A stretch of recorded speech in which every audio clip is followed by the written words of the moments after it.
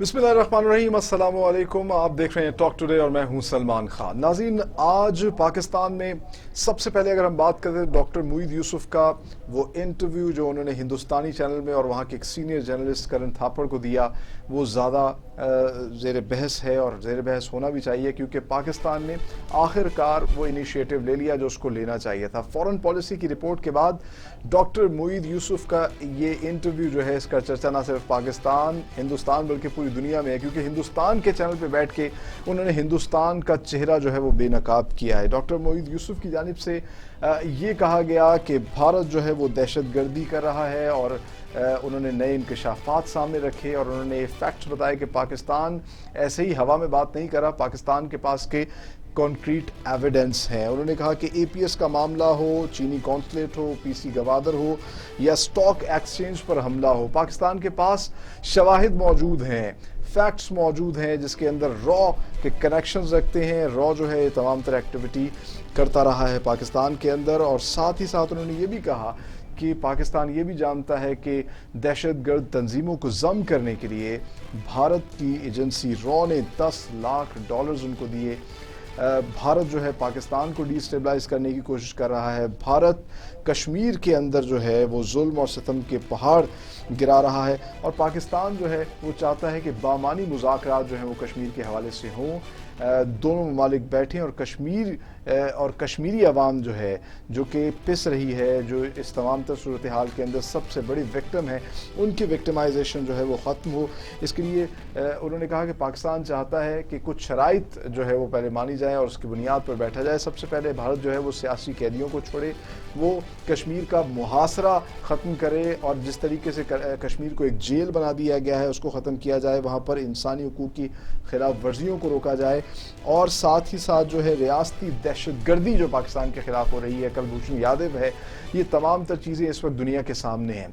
पाकिस्तान ये बात नहीं कर रहा। इससे पहले फॉरेन पॉलिसी ने जो है ख़ास तौर पर इस पर एक रिपोर्ट दी थी, और उन्होंने ये कहा था कि हिंदुस्तानी एजेंसी रॉ जो है वो सिर्फ पाकिस्तान को ही डिस्टेबलाइज करने की कोशिश नहीं कर रही, बल्कि पूरे खित्ते के अंदर दहशतगर्दी के अंदर मुलव्वस है, उसके दाइश से भी ताल्लुकात हैं, वो मुख्तलिफ दहशतगर्द तंजीमों को फंड करती रही है, और वो पूरी दुनिया के अंदर एक प्रॉक्सी वॉर जो है वो पैदा कर रही है, जिसके बाद इसको रोकना बहुत ज़्यादा ज़रूरी है।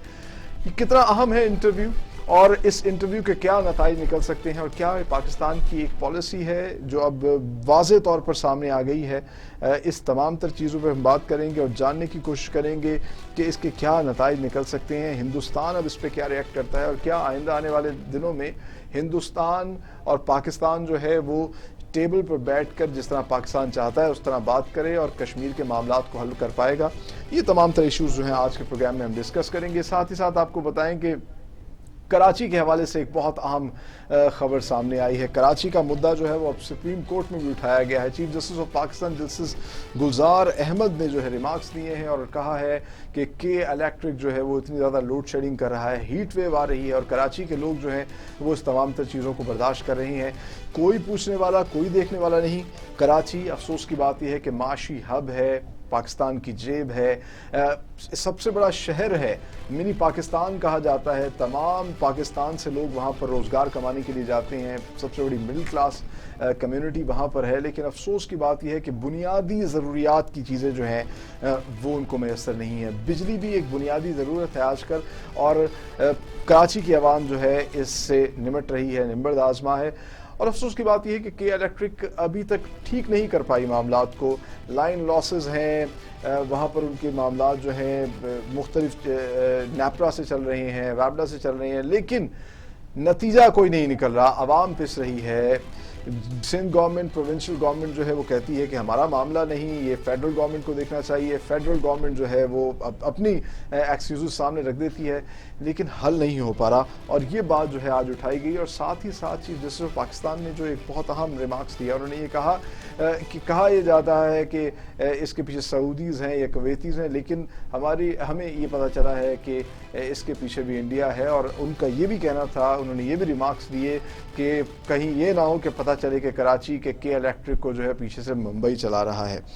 آپ کو بتائیں آج کی اگر بات کی جائے تو افغانستان کی جانب سے بھی ایک بڑا انٹرسٹنگ جو ہے ایک خبر سامنے آئی، جس میں افغان طالبان کی جانب سے یہ امید کا اظہار کیا گیا ہے کہ ٹرمپ جو ہے، جو کہ امریکہ کے صدر ہیں، جن کو عام طور پہ یہ تصور کیا جاتا ہے کہ وہ ریسسٹ ہیں یا وہ مسلمانوں کے خلاف ہیں، دوسری جانب افغان طالبان پر امید ہیں کہ وہ الیکشن جیتیں گے۔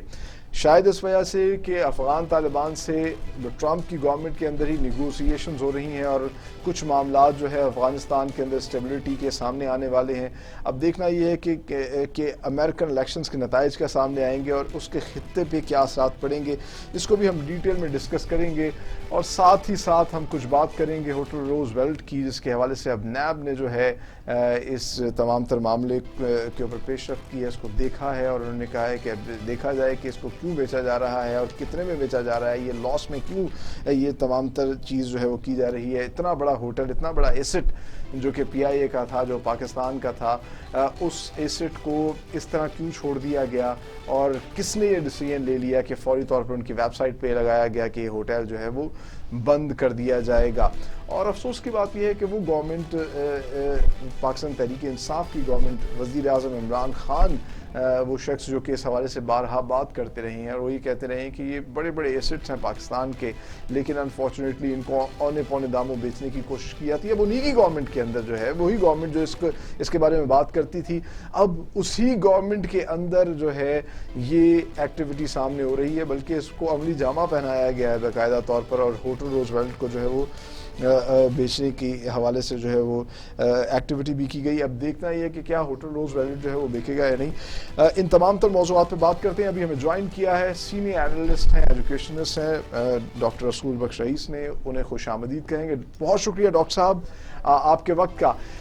آج کی سب سے اہم سٹوری جو ہے وہ تو ڈاکٹر معید یوسف کا وہ انٹرویو ہے جو انہوں نے کرن تھاپڑ کو دیا، اور ہندوستانی ٹیلی ویژن چینل کے اوپر بیٹھ کے ہندوستان کا وہ چہرہ بے نقاب کیا ہے، جو اب سے کچھ دنوں پہلے فورن پالیسی نے بھی کہا تھا کہ ہندوستان بظاہر جو دکھاتا ہے کہ وہ ایک پرامن اور سیکولر ملک ہے، لیکن ان کی ایجنسی جو ہے وہ پراکسی وارز میں ملوث ہے، ان کی ایجنسی جو ہے وہ دوسرے ممالک کو ڈی سٹیبلائز کرنے کی کوشش کر رہی ہے۔ پاکستان کے پاس تو ڈاکٹر معید یوسف نے کہا ہے کہ ہمارے پاس شواہد بھی ہیں۔ کس حد تک دیکھتے ہیں آپ یہ انٹرویو کتنا امپورٹنٹ ہے، اور کیا پاکستان جو ہے اس نے ایک واضح پالیسی اپنا لی ہے کہ وہ انڈیا کو ایکسپوز کرے گا؟ یہ تو ہم بہت عرصے سے ایکسپوز کر بھی رہے ہیں، اور ہندوستان کے رویے کے بارے میں یہ کوئی نئی بات نہیں ہے۔ جب اگرتلہ سازش کیس ہوا تھا جیسے کہ پاکستان کو علیحدہ کرنے کا، تو اس وقت ایوب خان کی حکومت تھی، جب وہ عوام کے سامنے لے آئے تو جس طرح سے آج کیس بے اختلاف مختلف قسم کی باتیں کرتی ہے، تو اس وقت بھی وہ حزب اختلاف کہتی تھی کہ یہ جعلی کیس ہے۔ آج وہ سب کو معلوم ہے کہ پھر کیا ہوا، اور اب ہندوستان اس بات پہ فخر کرتا ہے، اور جو اس وقت ان کے کارندے تھے وہ وہاں بنگلہ دیش کے قومی ہیرو بن گئے۔ تو یہ تو ان کی مداخلت پہلے دن سے ہی ہے کہ پاکستان کو کیسے کمزور کرنا ہے۔ اور خود مودی صاحب نے مفتی بانی کے حوالے سے بات کی تھی، انہوں نے کہا جی میں اس کا حصہ بھی رہا۔ جی دیکھیں، یہ ساری چیزیں ہمارے سامنے ہیں۔ تو یہ بلوچستان میں جتنا یہ لوگ کارروائیاں کر رہے ہیں، کہاں جا کے چھپتے ہیں، کون ان کو پناہ دیتا ہے، کون اسلحہ دیتا ہے، اور جو زخمی ہوئے وہ کہاں پائے گئے، یہ سب کو معلوم ہے۔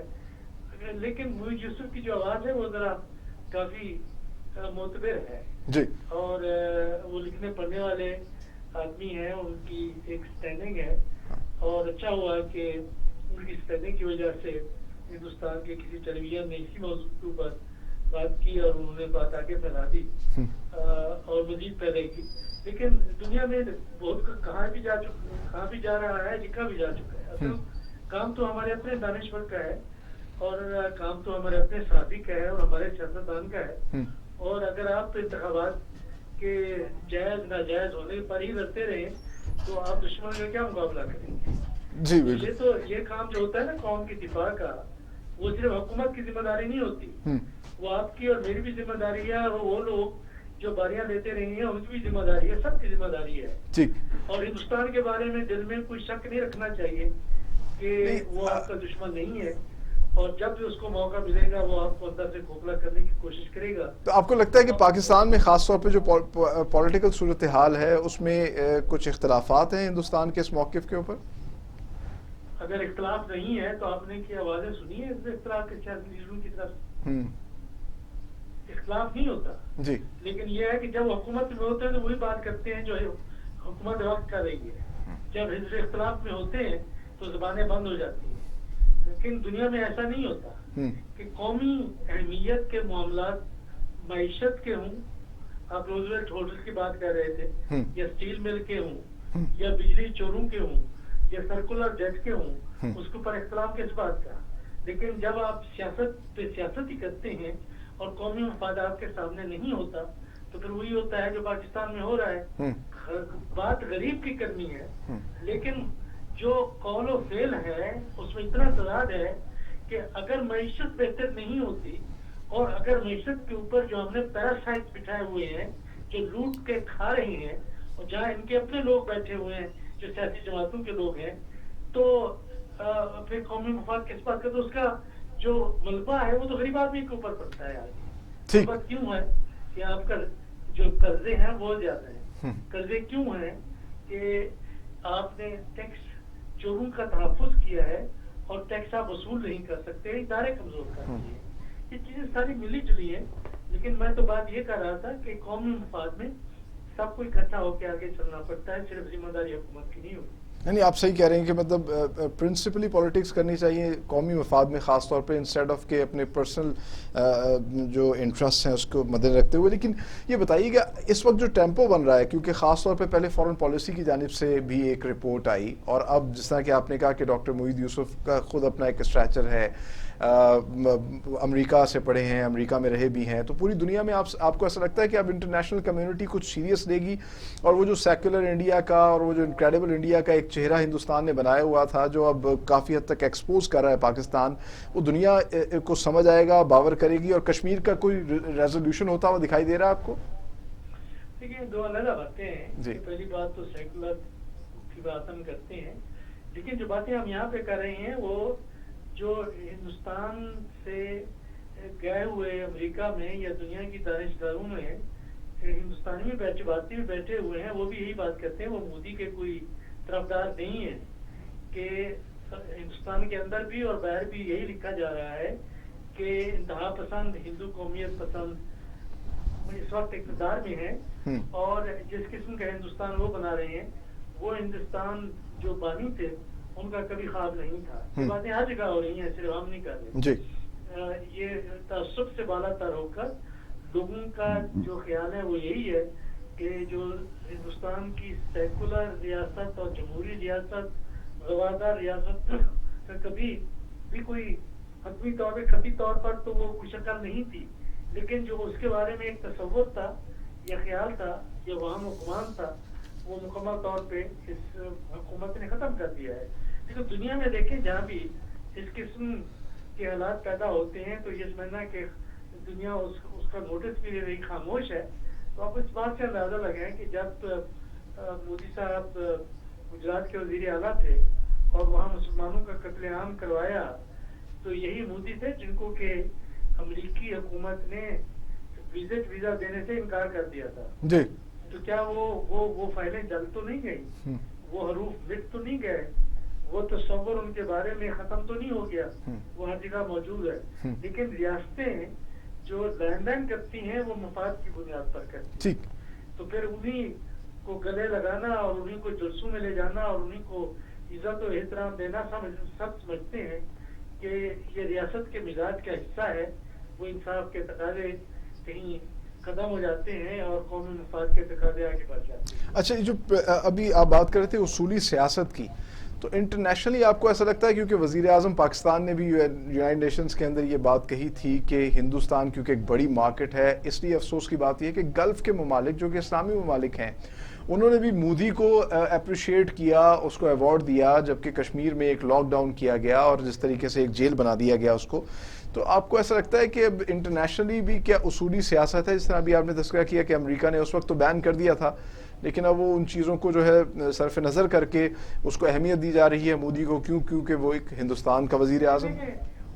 ایک حد ہوتی ہے. یہ نہیں ہوتا کہ ہمیشہ جو اصول ہوتے ہیں یا نظریہ ہوتا ہے یا انسانیت ہوتی ہے اس کو قربان کر دیا جاتا ہے.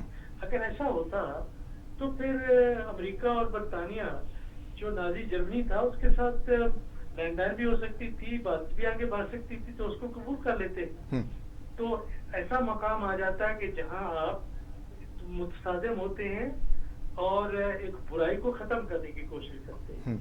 لیکن اس وقت دیکھیں کہ جو طاقت کا ایک توازن ہے اور جو ایک عالمی اسٹرکچر ہے اس میں ہماری بھی بہت غلطیاں ہیں, لیکن سب کچھ جو مسلمان ہیں مجھے دکھ سے کہنا پڑتا ہے کہ اس وقت وہ نشانے پہ ہیں.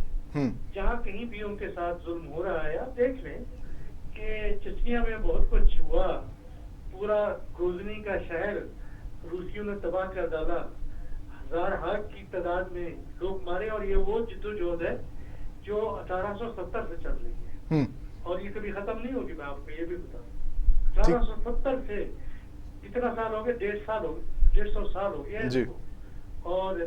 اور دیکھیں یہ تو آپ کے سامنے ہے, جو روہنجیا مسلمان ہیں ان کو لاکھوں کی تعداد میں نکال دیا گیا ہے, ان کی شہریت ختم کر دی گئی ہے. وہ کہاں بیٹھے ہوئے جی فلسطینیوں کے ساتھ پوری دنیا کے سامنے ہے اسرائیل کیا کر رہا ہے. سامنے جو بیانیہ ہے امریکہ کا اور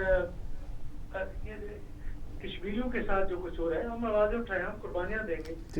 اچھا ڈاکٹر صاحب یہ بتائیے کہ میں ایک بات میں جو کر رہا تھا, یہ تو میں ان کے بارے میں کیا کہوں کہ دولت ہے کہ ان سے سنبھالی نہیں جاتی, لیکن مزید دولت کے یہ پہاڑ بنانا چاہتے ہیں, اور ان کے پہاڑ رہیں گے نہیں, ان کے پاس ہے ہی نہیں, وہ کہیں اور ہیں. لیکن کوئی تھوڑا سا کچھ احساس ہی کر لیتے کہ یہی تو مسلمان ہیں پاکستان کے, ہندوستان کے, اور جنہوں نے کہ ان کی ریاستوں کو بنایا ہے, ان کی خدمت کی ہے, ان کی عزتیں بچائی ہیں, ان کو نام دیا ہے, سب کچھ کیا ہے, لیکن کچھ تو خیال کر لیتے.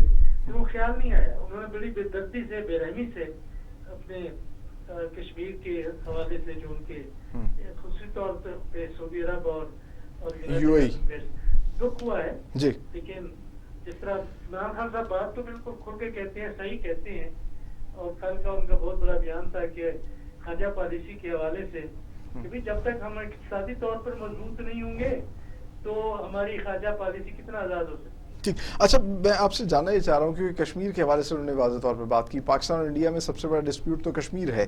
انہوں نے کہا کہ پاکستان شرائط کی بنیاد پر بیٹھ کے جو ہے شرائط سامنے رکھ کے بات کر سکتا ہے بھارت کے ساتھ. ایک تو سب سے پہلے کشمیر کے سیاسی قیدیوں کو رہا کیا جائے, فوجی محاصرہ ختم کیا جائے, انسانی حقوق کی خلاف ورزیاں ختم کی جائیں, اور یہ ریاستی دہشت گردی جو ہندوستان پاکستان کے خلاف کر رہا ہے اس کو ختم کیا جائے.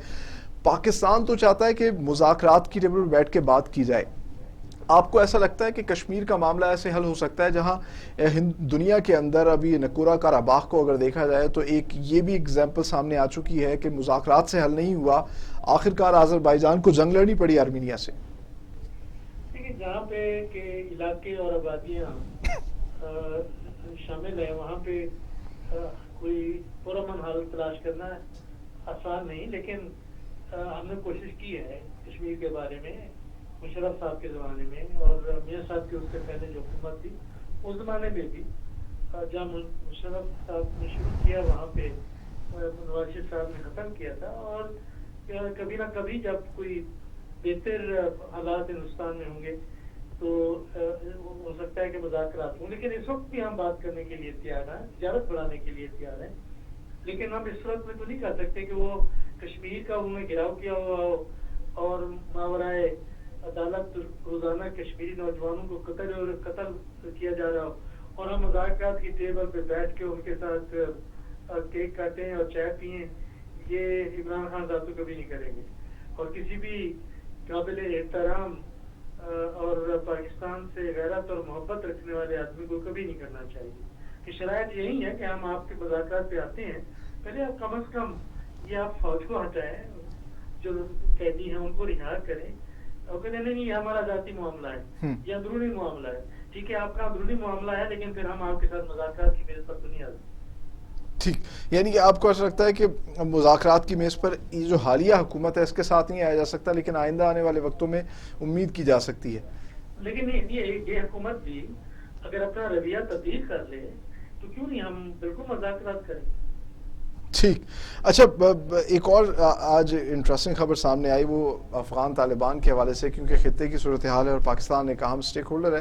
افغان طالبان نے کہا کہ ٹرمپ کی جیت جو ہے وہ بڑی ضروری ہے اس خطے کے اندر امن کے لیے. آپ کس طرح دیکھتے ہیں اس کو؟ بہت پر امید ہیں اور اب ان کی امیدیں جو ہے افغان طالبان کی وہ بھی ٹرمپ کے ساتھ لگی ہوئی ہیں.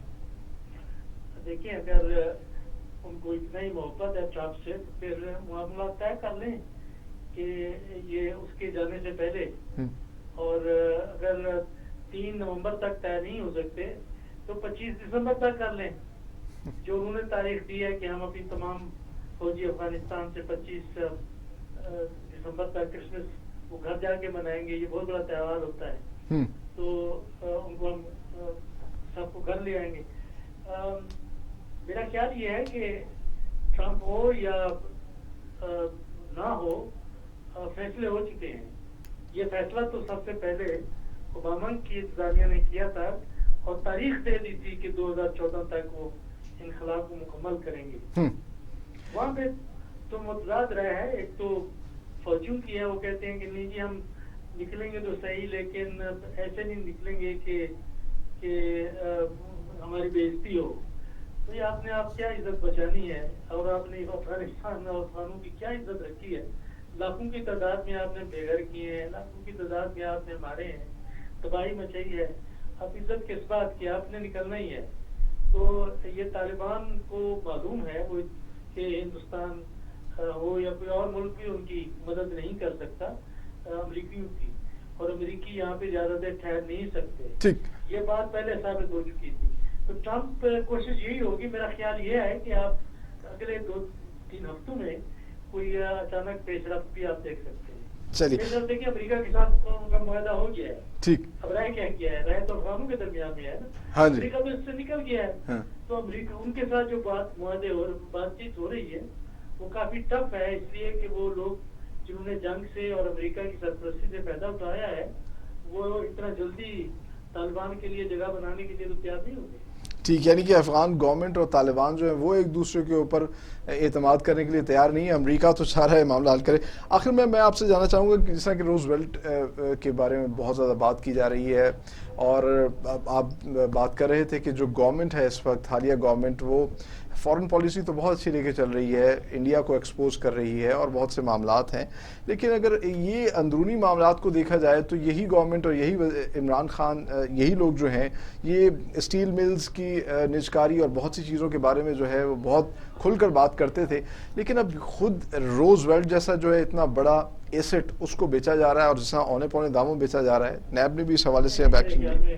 آپ نے 2 باتیں کہہ دی ہیں کہ اونے پونے بیچا جا رہا ہے، آپ کے پاس کوئی ثبوت نہیں ہے. ٹھیک، دوسری بات یہ ہے کہ وہ انہوں نے بیچنے کا فیصلہ کیا ہے، یہ بھی کوئی درست نہیں ہے. نہیں، یہ تو اس کی ویب سائٹ کے اوپر آیا نا کہ اس ہوٹل کلوز کیا جا رہا ہے. پہلے یہ لگایا گیا. جب ایک ہوٹل کلوز نہیں ہوا، جب یہ سارا کووڈ کا معاملہ ہوا ہے تو وہ سارے ہوٹل وہاں پہ بند ہو گئے ہیں مینہٹن میں. سارے تو میں نہیں کہہ سکتا، یہ تو میں بڑی بات ایسی کام کر رہا ہوں، لیکن یہ ہے کہ زیادہ تر جو ٹورسٹ ہی آگے لوگ ٹھہرتے ہیں نا، جب امریکہ کے اندر سے ہی لوگ اپنی ریاستوں سے اپنے گھروں سے نہیں نکل رہے تو ہوٹل کیسے چلے گئے؟ وہ ان کو بند کرنا پڑا. پھر اس کے بعد یہ ہے کہ کافی عرصے سے کوئی، دیکھیے یہ تو المیہ ہے پاکستان کا کہ جو چیز حکومت کے ہاتھ میں ہے خسارے میں ہے، جو چیز پرائیویٹ ہاتھ میں ہے وہ فائدے ہی فائدے میں ہے. آپ منشا صاحب کو دے دیا ایم سی پی، آپ ایم سی پی کی حالت دیکھیں اور جس وقت حکومت کے قبضے میں تھا اس کے بعد اس کی حالت دیکھیں، پی اے کی حالت دیکھیں، باقی ایئر لائنس کے دیکھیں، پرائیویٹ اسٹیل ملز کی دیکھیں، اپنی اسٹیل مل کی دیکھیں. اور یہ تو فلسفہ جو جس کے اوپر ہم معاہدہ چلا رہے ہیں اور جس طریقے سے ہم ایل ڈی اے اور سی ڈی اے اور اس طریقے سے چلا رہے ہیں دنیا میں نہیں ہوتا. اس سے تو آپ اپنی دولت ضائع کر رہے ہیں. یہ پرائیویٹ کام ہے، ان کو کرنے دیں اور ان کے درمیان میں آپ مسابقت کریں. روزویلٹ ہوٹل میں نے دیکھا ہوا ہے، میں رہا نہیں ہوں، اس میں کئی تقاریب میں نے حصہ لیا ہے. تو اتنا خوبصورت جگہ کے اوپر ہے लेकिन इशू ये है कि आपका जो उसके ऊपर कर्जा है वो सैकड़ों मिलियन डॉलर्स का है, उसके आप कहाँ से लेते हैं? वहाँ की कमर्शियल मार्केट से लेते हैं। कमर्शियल मार्केट के ऊपर आपको पता है कि इंटरेस्ट कितना है जी, वो कर्जा कौन देगा, कहाँ से आएगा, उसकी बहाली क्या होगी?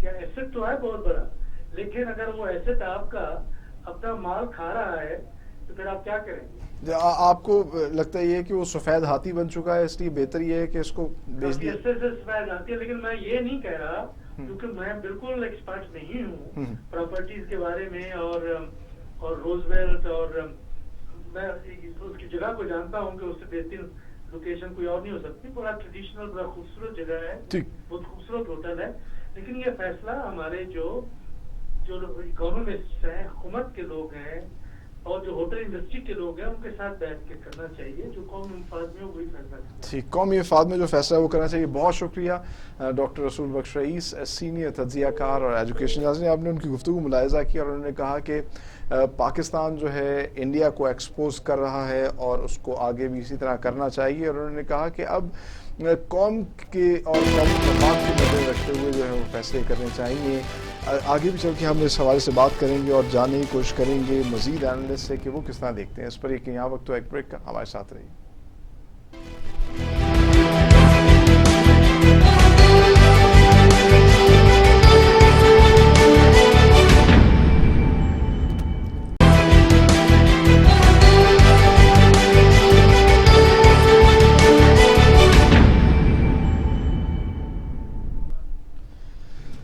ब्रेक के बाद खुश आमदीद। ब्रेक से पहले बात हो रही थी डॉक्टर रसूल बख्श रईस से, उनकी गुफ्तगू आपने मुलाहिजा की और बिलाशुबा इस वक्त बहुत अहम टॉपिक है ये, जिसपे हिंदुस्तान के अंदर भी बहुत ज़्यादा हलचल है और वहाँ भी बात की जा रही है, क्योंकि पाकिस्तान ने इस दफ़ा वाज़े मौक़िफ़ अपनाया है, और ना सिर्फ वाज़े मौक़िफ़ अपनाया है बल्कि हिंदुस्तानी टेलीविज़न चैनल पे हिंदुस्तान के लोगों के सामने जो है वो फैक्ट्स रखे हैं जो पाकिस्तान के पास मौजूद हैं। पाकिस्तान के पास शवाहिद मौजूद हैं कि हिंदुस्तान पाकिस्तान के अंदर दहशतगर्दी करवाता रहा है। पाकिस्तान चाहता है कि कश्मीर के मामले पर बैठ के बात की जाए, लेकिन हिंदुस्तान की जानिब से हठधर्मी दिखाई जा रही है। वहाँ पर जुल्म और सितम के पहाड़ जो हैं वो तोड़े जा रहे हैं। और जो फैक्ट्स अब सामने रखे, साथ ही साथ उन्होंने ये बताया कि टीटीपी को $1 मिलियन की जो है वो रकम भी जो है हिंदुस्तान की एजेंसी रॉ की जानिब से दी गई। इसी पे बात करते हैं। इस वक्त हमें ज्वाइन किया है मारूफ दिफाई तज्जियाकार ब्रिगेडियर रिटायर्ड इमरान मलिक ने। ब्रिगेडियर साहब, बहुत शुक्रिया आपके कीमती वक्त का। किस तरह देखते हैं डॉक्टर मुईद यूसुफ का ये इंटरव्यू? उससे पहले कुछ दिन पहले फॉरेन पॉलिसी ने भी एक रिपोर्ट शाया की थी जिसमें हिंदुस्तान का मकरूह चेहरा जो है वो बेनकाब किया गया था और ये बताया गया था कि वो इनक्रेडिबल इंडिया और सेकुलर इंडिया की बात करने वाला हिंदुस्तान जो है वो असल में प्रॉक्सी वॉर्स लड़ रहा है, वो पूरे खित्ते को डिस्टेबलाइज करना चाह रहा है। ख़ास तौर पर पाकिस्तान जो है वो तो उसकी हिट लिस्ट पर है। अब डॉक्टर मुईद यूसुफ की जानिब से जो फैक्ट्स हैं दिए गए, जिसमें कहा जा रहा है कि रॉ जो है वो डायरेक्टली इन्वॉल्व है और पाकिस्तान के अंदर बड़ी बड़ी जो दहशतगर्दी कार्रवाइयाँ हुई और दहशतगर्द जो थे वो इंडिया से ट्रेंड हुए और यहाँ पर कार्रवाई करते रहे। बहुत सलमान साहब आपने प्रोग्राम में शामिल किया। मेरे ख्याल में हिंदुस्तान जो है उनकी अभी जो ये मकसूद पॉलिसीज जो है ये भी एक्सपोज होनी शुरू हो गई हैं। अगर हम इसको मुख्तलिफ लेवल्स पे देखें तो इंटरनेशनल लेवल पे फॉरेन पॉलिसी है तो बिल्कुल क्लियरली इनको बता दिया सारी दुनिया को कि आज तक पाकिस्तान जो कुछ कहता रहा है कि हिंदुस्तान पाकिस्तान के खिलाफ स्टेट स्पॉन्सर्ड टेररिज्म जो है वो उसका मुर्तकिब हो रहा है, वो बिल्कुल सही था। और ये बिल्कुल अब बात रोज़े रोशन की तरह आयां हो गई है कि अफगानिस्तान और ईरान की सरजमीन को इस्तेमाल करते हुए उन्होंने पाकिस्तान के अंदर स्टेट स्पॉन्सर्ड टेररिज्म की है जी। तो अभी जो ये तो इंटरनेशनल लेवल पे अभी काफी हद तक ये बात सामने आ गई है। अब अगर हम बायलैटरल लेवल पे देखें पाकिस्तान और हिंदुस्तान के दरमियान में, तो पाकिस्तान की इस गवर्नमेंट ने एक बहुत बड़ा पैराडाइम शिफ्ट किया है और वो पैराडाइम शिफ्ट फॉरेन पॉलिसी में ये आया है कि इससे पहले तो शायद पाकिस्तान की गवर्नमेंट जो थी, पहली गवर्नमेंट जो थी नाम लिए बगैर, तो वो बहुत ज्यादा कोई उनकी जो पॉलिसी थी towards India they were policies of appeasement, वो बहुत ज्यादा उनको मुर्द इल्जाम नहीं ठहराते थे। कश्मीर का जिक्र कम हुआ, फिर state sponsored terrorism from India वो कम हुआ, फिर कुलभूषण जाधव का नाम भी हम लेते हुए घबराते थे। मगर अब ये गवर्नमेंट जो आई है इन्होंने बिल्कुल तमाम चीजें वादे कर दी हैं कि हिंदुस्तान किस तरह से पाकिस्तान के खिलाफ अपने मजमूम अज़ाइम को हासिल करने के लिए कार्रवाइयां कर रहे हैं। ठीक, अच्छा, अभी आपने शुरू में बात की कि ये भी फर्स्ट लेवल है, आपको ऐसा लगता है कि पाकिस्तान के पास मजीद भी शवाहिद हैं जो आहिस्ता आहिस्ता पाकिस्तान सामने लेके आएगा, और ये क्या पहला लेवल है, आगे और लेवल्स भी आएंगे, अपग्रेड होंगे? बिल्कुल डेफिनेटली होंगे। तो आप ये देखिए ना कि इन्होंने हमारे खिलाफ एक तो सिर्फ खाली लाइन ऑफ कंट्रोल के ऊपर इन्होंने अपनी इजाजत जो है वो जारी नहीं रखी हुई है। वेस्टर्न फ्लैंक से, अफगानिस्तान से और ईरान से इनके जो टेररिस्ट ग्रुप्स जो हैं वो पाकिस्तान के खिलाफ सरगर्म अमल है। अभी जो TTP है वो इंडियन स्पॉन्सर्ड है। IS जो है, जैसे कि फॉरेन पॉलिसी वालों ने कहा, वो इंडिया स्पॉन्सर कर रहे हैं। फिर जो वहाँ पर दूसरे हैं, IMU है, इस्लामिक मूवमेंट ऑफ उज़्बेकिस्तान, उसके जो लोग हैं, तो जमात उल अहरार के जो लोग हैं, ये तमाम लोग जो है ये इंडियन स्पॉन्सर हैं, और ये उनके कहने के ऊपर उनके ऑब्जेक्टिव्स को अचीव करने के लिए पाकिस्तान के खिलाफ कार्रवाइयां कर रहे हैं। उसके अलावा ये तो एक खास तबका हो गया टेररिस्ट का। जो दूसरा एथनिक बेस्ड जो मिलिटेंट ग्रुप्स हैं, जिसमें BLA है और BRA है, वो लोग जो है शामिल, जैसे तो उनको भी ये इस्तेमाल कर रहे हैं। अब जैसे कि गवादर में 5 स्टार होटल के ऊपर हमला, फिर जो है चीनी कॉन्सुलेट पर हमला हुआ था, फिर स्टॉक एक्सचेंज पे जो हमला हुआ है, के पर हमला हुआ, तो ये सब एक असलम अशू साहब से जो उसको कंट्रोल कर रहे थे, और उस वक्त वो जब ये कॉन्सुलेट पे हमला हुआ तो वो नई दिल्ली के हॉस्पिटल में जेर इलाज थे। ये फैक्ट्स अफगानिस्तान में मारे गए थे। ये फैक्ट्स जो है मोईद यूसुफ ने आज रखे हैं प्रोग्राम के अंदर करण थापड़ के। लेकिन ये बताइएगा कि कितना फ्रूटफुल हो सकता है ये इंटरव्यू। इससे पहले फॉरेन पॉलिसी का भी जो उन्होंने पब्लिश की स्टोरी, उसके बाद ये इंटरव्यू कितना फ्रूटफुल हो सकता है, और जो इंटरनेशनल कम्युनिटी है क्या अब उनकी आंखें खुलेंगी? बिल्कुल डेफिनेटली, मेरे ख्याल में ये तो एक बहुत बड़ा पैराडाइम शिफ्ट है। इससे पहले हिंदुस्तान जो था हमेशा फ्रंट फुट पे खेल रहा था। उसकी जितनी भी जो डिप्लोमेसी थी पाकिस्तान के खिलाफ, वो एक बहुत ही डिप्लोमेटिक और मीडिया ऑफेंसिव पे था पाकिस्तान के खिलाफ। डिप्लोमेटिकली उसने पाकिस्तान को एक स्टेट स्पॉन्सर ऑफ टेररिज्म बनाने के लिए क्या कुछ नहीं किया। उसने कश्मीर की जंगी आजादी को टेररिज्म के साथ इक्वेट कर दिया। उसने पाकिस्तान को मनी लॉन्ड्रिंग में और टेरर फाइनेंसिंग में FATF में मुब्तला किया हुआ है। तो अब जब पाकिस्तान ने एक किस्म का काउंटर अटैक करें इस तरह से किया है कि उन्होंने हिंदुस्तान को एक्सपोज करना शुरू कर दिया है। जितनी भी कार्रवाइयां हैं उनको एक्सपोज कर रहे हैं, तो अब हिंदुस्तान यकीनी तौर पर बैकफुट पे जाएगा, और अब हिंदुस्तान को एक्सप्लेनेशन देनी पड़ेगी कि क्या जो पाकिस्तान कह रहे हैं वो सही है या गलत है, जो फॉरेन पॉलिसी का जो है आर्टिकल जो वो कह रहा है वो सही है, या जो इंटरनेशनल मीडिया कहना शुरू हो गया है वो सही है या गलत है। अच्छा, बट ब्रिगेडियर साहब, अगर देखें अनफॉर्चुनेटली जो मोदी है उसके हवाले से पूरी दुनिया को पहले ही मालूम था जो उसने गुजरात में किया, जिसकी वजह से अमेरिका जाने पर उसकी पाबंदी थी। लेकिन जब अब वो वज़ीर आज़म है तो वही अमेरिकी सदर के साथ जो है हाथ में हाथ डाल के वहाँ पर पूरी कैंपेन्स भी करता है, जल्द से जुलूस करता है। और अफसोस की बात यह है कि गल्फ़ की कंट्रीज सऊदी अरब और UAE जैसे ममालिक जो है उसको अवार्ड देते हैं, क्योंकि इंडिया जो है एक बड़ी मार्केट है। वज़ीर आज़म पाकिस्तान ने भी इस हवाले से बात की थी। अब आपको ऐसा लगता है कि कोई प्रिंसिपल पॉलिटिक्स होगी या कुछ ऐसी चीज़ प्रिंसिपली जो है दुनिया के बड़े ममालिक या यूनाइटेड नेशंस इस चीज़ को मद्देनजर रखते हुए कोई कार्रवाई करेगा इस इंडिया के ख़िलाफ़, और ख़ास तौर पर जो कश्मीरियों के ऊपर जुल्म हो रहा है वो किसी तरीके से रुक सकेगा? ये देखिए, ये किसी की कहावत है कि अगर मैं उसको कोट कर सकूं कि there is no morality where super powers are concerned. कि सुपर पावर्स की जब अपनी रिलेशनशिप बनाते हैं तो उसमें मोरालिटी का कोई मतलब उसमें अमल दखल नहीं होता है, उनके सिर्फ नेशनल इंटरेस्ट होते हैं।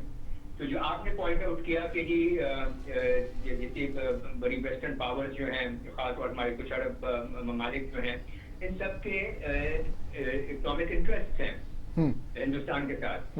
आप ये देखिए कि 1.3 बिलियन की मार्केट है, तो वहां पर इन्वेस्टमेंट करना और वहां से पैसे कमाना सबको अच्छा लगता है। और ये एक बहुत बड़ी वजह है कि वो हिंदुस्तान की तमाम ये जो गलत बातें जो हैं उनको वो इग्नोर कर रहे हैं और अपने पैसे को, अपनी इन्वेस्टमेंट को बचाने की कोशिश करते रहे हैं। मगर ये सिर्फ एक हद तक जा सकता है। एक स्टेज वो आ जाएगी कि जब کوئی ایسے لیڈرز آئیں گے ویسٹرن ممالک میں جو کہ کہیں گے کہ اکنامک فائدہ تو ٹھیک ہے مگر کوئی بیسک ہیومن رائٹس بھی ویلیو رکھتے ہیں, کوئی پرنسپلز ہیں, کوئی مطلب انٹر اسٹیٹ ریلیشن شپس میں کوئی موڈیلٹی آتی ہے اس طرح سے, تو وہ اس کو جب مد نظر رکھیں گے تو میرے خیال میں ایک اسٹیج آئے گی کہ جب آہستہ آہستہ جیسے ہندوستان کا جو مکرو چہرہ جو ہے یہ سب لوگوں کے سامنے آنا شروع ہوگا تو ڈیفینیٹلی اس کا ایک بہت پازیٹیو افیکٹ ہوگا پاکستان کے لیے بھی اور کشمیریوں کے لیے بھی. اچھا پہلے کشمیر کے اوپر کوئی بات نہیں کرتا تھا جی, پر جب سے انہوں نے وہ آرٹیکل 370 اور 35A کو کینسل آؤٹ کیا ہے, ایبروگیٹ کیا ہے اور اپنا یہ ایک کلیمپ ڈاؤن کیا ہوا ہے اس کے اوپر, تو ساری دنیا میں آہستہ آہستہ یہ بات شروع ہو گئی ہے. 3 دفعہ یو این سیکورٹی کاؤنسل میں کشمیر ڈسکس ہوا ہے, یو ایس کانگریس میں ڈسکس ہوا ہے, یورپین پارلیمنٹ میں ہوا ہے, برٹش پارلیمنٹ میں ہوا ہے, مسلم ممالک میں, ترکی میں, ملیشیا میں اور باقی ممالک میں ڈسکس ہوا ہے, OIC میں ڈسکس ہوا ہے. تو اب آپ کو کیا لگتا ہے, یہ جیسا آپ بتا رہے ہیں ڈسکس تو اب ہو رہا ہے, ہندوستان کا اصل چہرہ تو سامنے آ رہا ہے, کشمیر کا حل کیونکہ کشمیر جو ہے وہ بیسک بڑا ڈسپیوٹ ہے جس کی وجہ سے انڈیا اور پاکستان کے درمیان یہ معاملات ہیں, کشمیر کا کوئی حل نکل سکتا ہے؟ کیونکہ ایک مرتبہ پھر موید یوسف نے یہ بھی بات کی کہ پاکستان تو چاہتا ہے کہ ٹیبل ٹاک ہو, مذاکرات ہوں, لیکن ہماری شرائط یہ ہیں کہ ایک تو سیاسی قیدی جو ہیں کشمیر کے اندر ان کو چھوڑا جائے, لوگوں کے انسانی حقوق انہیں دیے جائیں, اور پاکستان کے خلاف جو ریاسی دہشت گردی انڈیا کر رہا ہے وہ ختم کرے. تو اب آپ کو لگتا ہے کہ کشمیر کا جو ایشو ہے ٹیبل ٹاک کے ذریعے حل ہو سکتا ہے؟ کیونکہ دوسری جانب اگر دیکھیں تو نکورہ کاراباغ کے بعد بھی ایک سامنے اگزامپل آ گئی ہے, آذربائیجان نے بالآخر جو ہے جنگ لڑ کے اپنے علاقے واپس لی. دیکھیے اس میں آگے یہ بہت امپورٹنٹ پوائنٹ آپ نے اٹھایا ہے. اب ایک بات یہ یاد رکھیں کہ جب بھی نیگوسیشن ہوتی ہیں نا دو پارٹیز کے درمیان, تو دونوں پارٹیز جو ہیں وہ ایکسٹریمسٹ میکسیمل پوزیشن لیتی ہیں. اب اگر ہم کشمیر کی مثال لیں تو ہندوستان میکسیمل پوزیشن یہ لیتا ہے کہ یہ ہمارا حقوق ٹنگ ہے اور یہ تو ہمارا حصہ تھا ہی, اب جو آزاد جموں اینڈ کشمیر ہے اور گلگت بلتستان ہے وہ بھی پاکستان میں واپس کرے. انہوں نے ایک ایکسٹریم پوزیشن لے لی ہے.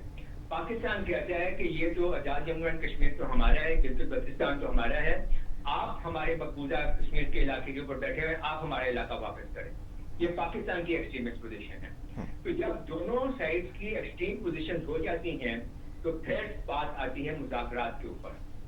یہاں تو آپ جنگ لڑیں اور اس معاملے کو ریزالو کریں, اور اگر جنگ نہیں کرنا چاہ رہے کیونکہ اب میں جنگ کی بات کرتا ہوں, تو اگر ہم مذاکرات کرتے ہیں تو یہ دونوں میکسیمم یا ایکسٹریمسٹ پوزیشنز ہوں گی, اور اس کے بعد کچھ وہ کم کریں, کچھ ہم کم کریں, کچھ وہ کم کریں, کچھ ہم کم کریں, اور ایک کامن گراؤنڈ پہ آئیں تو پھر کہیں کوئی اس کا حل نکل سکتا ہے.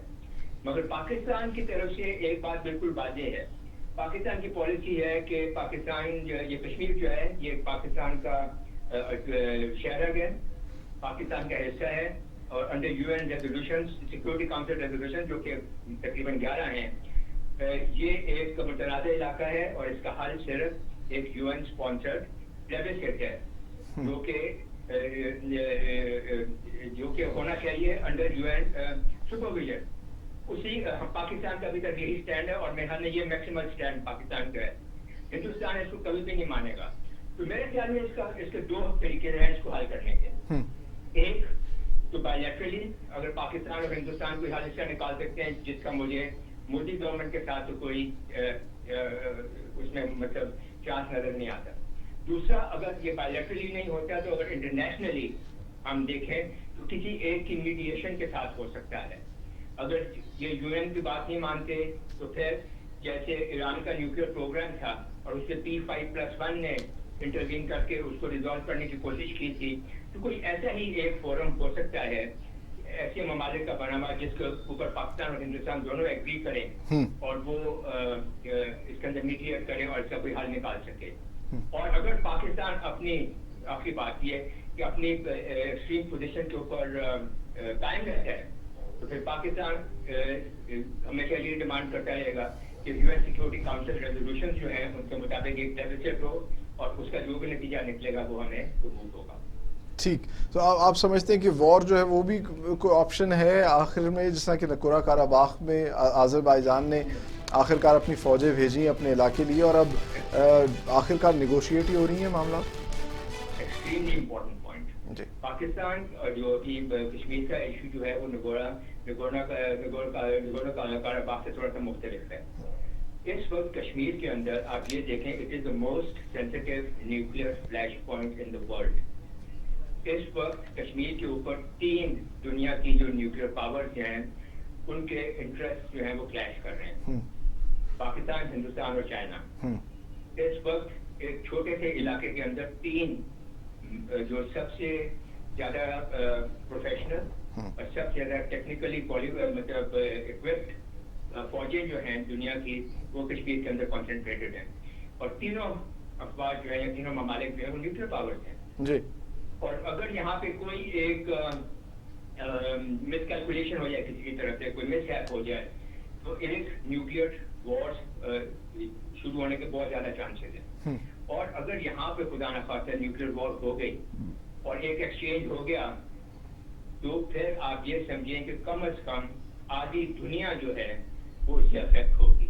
جی دنیا کی پاپولیشن، دنیا کی ایگریکلچر، دنیا کا کلائمیٹ، بلکہ پوری دنیا ہی اس سے جو ہے افیکٹ ہو جائے گی، آپ یہ کہہ سکتے ہیں. اچھا کیونکہ ہم بات کر رہے ہیں تو خطے کی بھی تھوڑی سی بات کر رہے ہیں. افغان طالبان کی جانب سے ایک بڑا انٹرسٹنگ بیان سامنے آیا ہے. وہ کہتے ہیں کہ جی وہ پر امید ہیں کہ ٹرمپ جو ہے امریکہ کے الیکشن جیتیں گے، کیونکہ ٹرمپ کے زمانے میں ہو سکتا ہے نیگوسیشنز ہوئی ہوں جس کی وجہ سے. کیا وجہ ہے افغان طالبان جو ہیں وہ اتنا زیادہ انحصار اب ٹرمپ کے اوپر کیوں کرنے لگے ہیں؟ To arrive in Kabul on Saturday. The upcoming talks aim at ending the country's 18-year conflict. Election جیت چاہتے ہیں تو جو ان کی اپنی پالیسی ہے اس وقت کی وہ کنٹینیو کرے گی.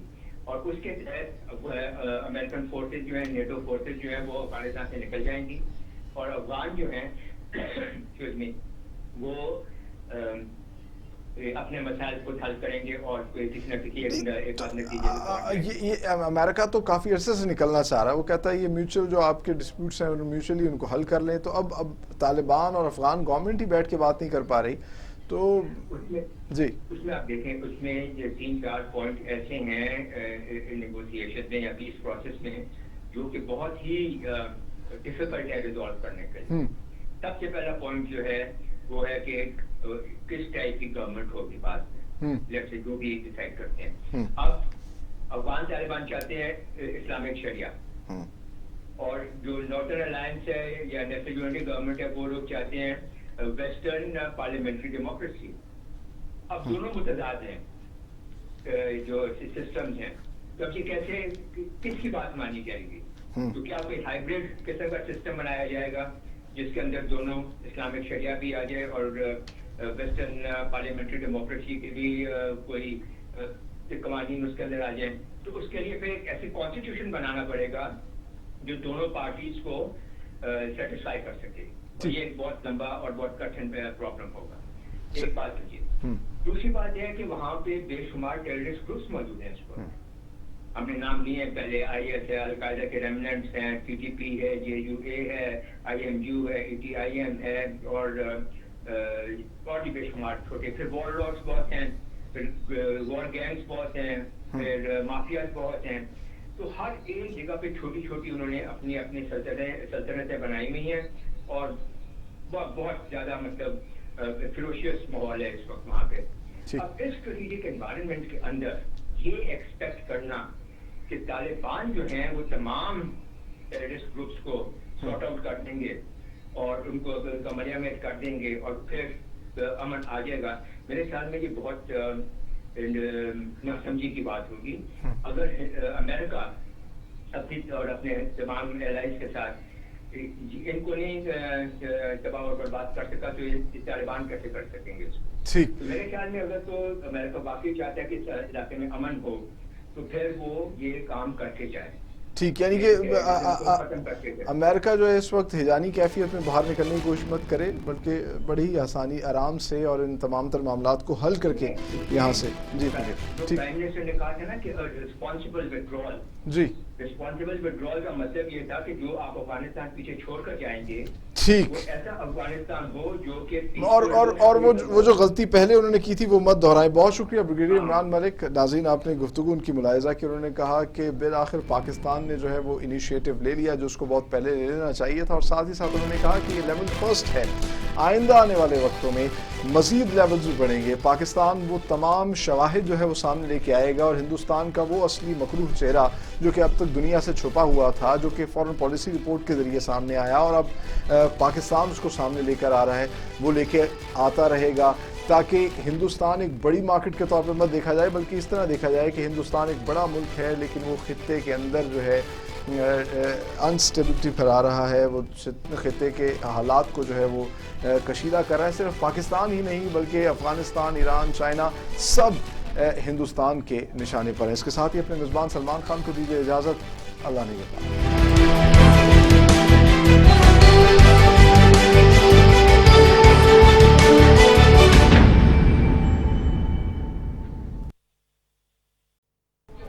بہت شکریہ رسول بخش رئیس صاحب. ناظرین آپ نے گفتگو ملاحظہ کی, سینئر اینالسٹ, ایجوکیشنسٹ, اور ان کا یہ کہنا ہے کہ اب جو فورن پالیسی پاکستان نے اپنائی ہے یہی اصل میں پاکستان کو فورن پالیسی اپنانی چاہیے تھی, اور ہندوستان کا جو اصل مکروہ چہرہ ہے وہ دنیا کے سامنے بے نقاب کرنا چاہیے تھا. مزید بھی اس پر بات کریں گے لیکن یہاں وقت ہوا ایک بریک کا, ہمارے ساتھ رہیے.